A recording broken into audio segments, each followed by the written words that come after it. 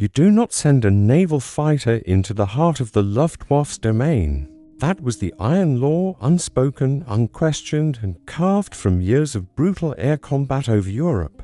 If you were a British naval aviator in 1944, your war was not fought against aces over farmland and cities. It was a peripheral war of convoy protection and submarine patrols across grey Atlantic waters.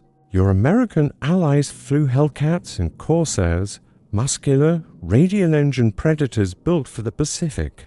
You, in contrast, flew what the Admiralty could spare. Hand-me-downs, hybrids, aircraft the Royal Air Force no longer wanted. To the German Jagdflieger, high above occupied Europe, this hierarchy was gospel. They were the masters of the sky. They flew the deadly Focke-Wulf 190, a machine with the reflexes of a knife blade. They had been hardened on the steppes of Russia and the cliffs of France. British naval aircraft, in their view, were targets of opportunity, slow, cumbersome, predictable. And the latest one, the Fairey Firefly, with its long nose, huge greenhouse canopy, and second cockpit tacked behind the pilot like an afterthought, it looked ridiculous. Intelligence reports spoke of its modest speed, its reconnaissance role, and its limited threat. The Luftwaffe had christened it with grim amusement, Fliegender Sarg, the flying coffin. The message was clear. Naval aviation was a shield, not a sword. Its aircraft were not designed to duel land-based fighters, and a Firefly attempting to challenge the Luftwaffe in its own airspace? That wasn't a battle, it was a punchline. But in the eerie half-light of the Arctic summer, in the shadow of the most feared battleship afloat, one young man in the back seat of that derided machine was seconds away from witnessing the shattering of that entire belief system. His name was Freddie Williams. At 22, he was an observer, a naval airman whose world was charts, instruments, radios, and the calculations that guided naval gunnery across miles of ocean. He was not the one holding the stick. He sat behind the pilot, surrounded by dials, maps, and the bulky IFF set that pressed like a metal shoulder against his seat. The Firefly was built for his job: spotting, reconnaissance, coordination. A scalpel, not a dueling blade. Freddie belonged to 1771 Naval Air Squadron, newly assigned to the carrier HMS Implacable.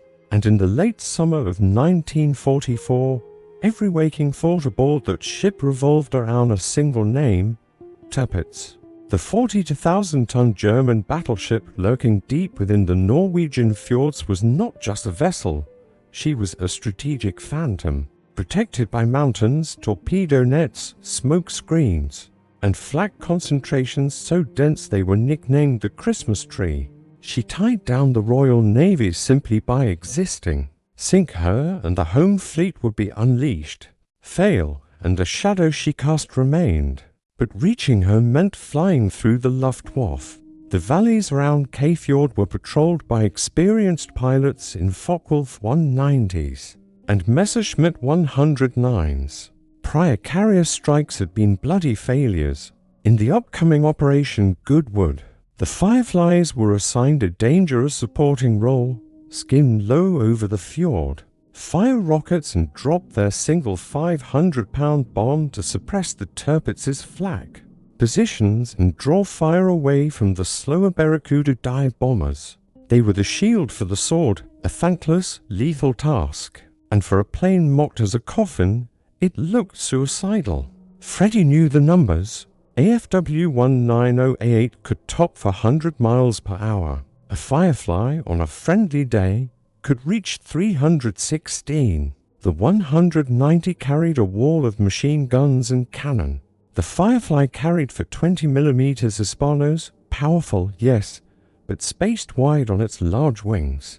The German machine was a cheetah. The Firefly, a draft horse with armor plates. As Freddie strapped himself into the cold cockpit leather on August 22, 1944, the roar of aircraft engines and howling Arctic wind surrounding him, He could feel the mockery of that nickname tightening around him. Fliegender Sarg, and the Luftwaffe was waiting to nail the lid shut. Implacable turned into the wind. Steel groaned. Deck crews hustled. One by one, aircraft were hurled into the pale air. First the Barracudas, clumsy and determined. Then the Seafires, naval Spitfires renowned for beauty, agility, and pitifully short fuel reserves. Finally the Fireflies, Freddy's among them. He felt the catapult hook lock, the abrupt stillness before release, and then the violent punch that hurled their 7-ton aircraft into the sky. Baldwin, his pilot, fought the controls until the Firefly steadied.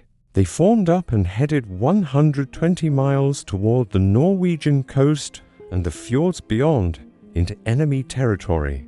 The landscape below was a monochrome dream of black water, white snow, and dark green forests. Beautiful and hostile. Radio crackles filled the cockpit.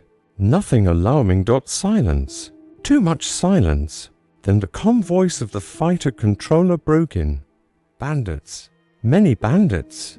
10 o'clock high. Angels 1-5. Estimate 30 plus. Freddy searched the sky. At first, nothing but blue. Then specks. Then shapes. Then the unmistakable silhouettes of German fighters diving, stacked in altitude, sun at their backs. Not a patrol. Not a swarm. An armada. Over 30 Focke-Wulf 190s. They had the altitude. They had the numbers. They had the advantage. The Fireflies had arrived for their funeral. The Seafires, brave but hopelessly outnumbered, surged upward to meet the attack. The sky instantly filled with twisting vapor trails, tracer arcs, and explosions. Formations shattered. Baldwin banked hard. Freddy felt his body slam against the straps. Two 190s locked onto their tail. Tracers sliced past, orange lines that looked almost lazy until they cracked like snapping bones beside the canopy. Baldwin threw the Firefly into a skidding turn. The G-forces pressing Freddy into his seat and washing his vision with grey. The Germans overshot too fast. For a heartbeat, the lead 190 hung in front of them, framed perfectly in Baldwin's windscreen. What happened next was not in any naval air manual. Baldwin didn't run. He couldn't. Instead, he used the Firefly's hidden secret, its unexpectedly fierce roll rate. Powered by oversized, manually operated ailerons. He snapped the stick over. The heavy aircraft didn't lumber, it snapped. The Firefly rolled into position. Baldwin fired. The sound was not a buzz. It was a deep, concussive thump as for 20 millimeters Hispano cannons spat explosive shells. Freddy watched as shells stitched across the 190's nose. The engine cowling burst apart in a violent flash. A wingtip spiraled off, yellow-painted and unmistakably German. The fighter rolled, caught fire, and dropped into the fjord like a comet. Silence. Shock. Disbelief? A Firefly had just killed a Focke-Wulf 190. The myth cracked, and every Firefly pilot in the sky saw it. Across the chaotic dogfight, something shifted. Firefly pilots saw the kill, and something inside them hardened. They stopped fleeing. They turned. They fought. The Firefly's supposed flaws became unexpected strengths. Its heavy weight made it harder for German fighters to force overshoots. Its stable design made it a rock-solid gun platform. Its Griffin engine gave it brute force torque in climbing turns. A single 1-second cannon burst could vaporize anything caught in its path. Freddy became Baldwin's eyes, his fear transformed into razor focus. Brake right. Now, a 190 dove toward them. Baldwin yanked the controls. Tracers tore through the air they had occupied a split second earlier. Freddy spotted another Firefly, McLachlan's, under attack by two Germans. It looked hopeless. Then McLachlan performed a suicidal maneuver, pulling into a steep climbing turn that should have bled all his energy. The 190s followed eagerly. but the Griffin kept the Firefly muscling upward. From above, Lieutenant John McComish dove in, cannons blazing. One 190 exploded in a fireball. The second broke away, shaken. Then a violent bang rocked Freddy's aircraft. A warning light flashed. We're hit. Port wing route. Baldwin checked the controls. She's still flying. Watch our 6 they fought on. The battle raged for 20 surreal minutes over the magnificent, deadly fjords.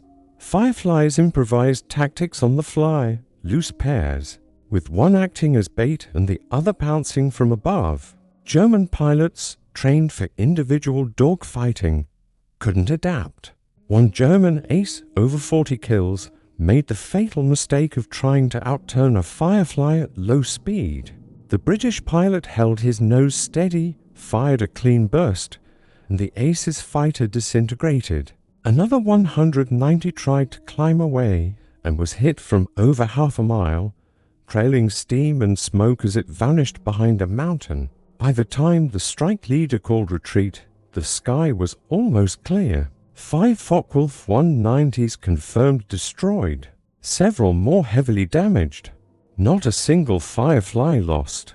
For the flying Coffin, it was a resurrection. With the fighter screen shattered and flak positions pummeled by rockets, the Barracudas pressed their attack. They scored direct hits.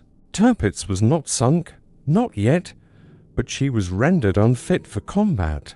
Operation Goodwood achieved its strategic goal, but the psychological impact was even greater.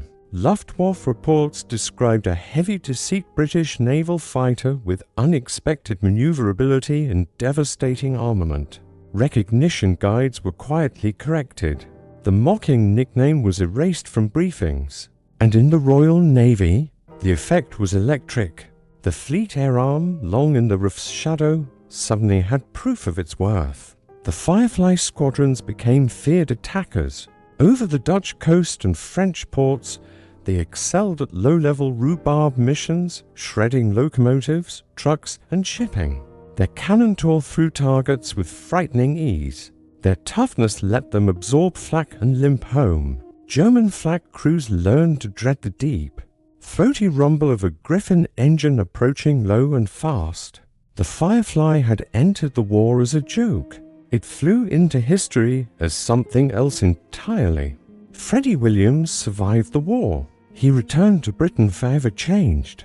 The blinding Arctic light, the burning oil on black fjord water, the concussive thump of the cannons, these memories trailed him for life.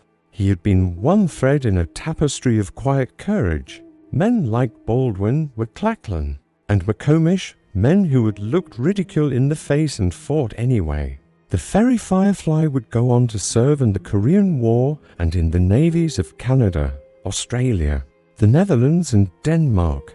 It remained in service into the late 1950s, but its defining moment, its finest hour, came in those desperate 20 minutes over Norway, when it overturned every assumption about naval aviation and forced the Luftwaffe to rewrite its manuals. Its legacy is not simply about roll rates, engines, or cannons. It is a lesson in arrogance, in resilience, in the hidden potential buried in machines and men. The Firefly was mocked as a coffin. Its pilots used that mockery as fuel. They climbed into the sky expecting to die, and instead earned a permanent place in history. If this story moved you, give it a like so more people can discover it. And if you want more forgotten chapters of aviation history, the kind where ordinary men defy expectations, consider subscribing. It truly helps. Tell us in the comments where you're watching from, and if someone in your family ever served. Their stories matter too. Thank you for helping keep the names of Freddie Williams, George Baldwin, and the men of 1771 Naval Air Squadron alive. They climbed into a machine the world mocked and proved everyone wrong.